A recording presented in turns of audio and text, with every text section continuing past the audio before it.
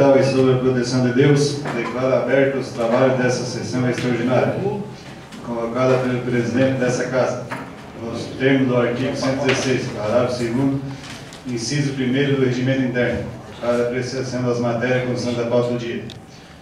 Determino que o secretário-geral da Câmara, o senhor Ronaldo Aponte, para que proceda a leitura da matéria objetivo da presente sessão e o respectivo parecer exarado pela Comissão Mista.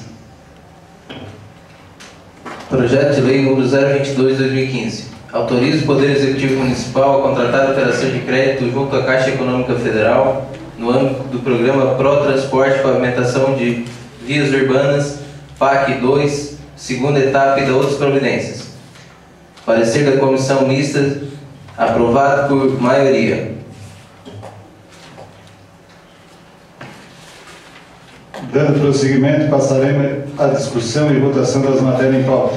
Submeto a deliberação do plenário em segundo turno. Projeto de Lei 022/2015. Em discussão, em votação. Solicita ao secretário que proceda à chamada do senhor vereador.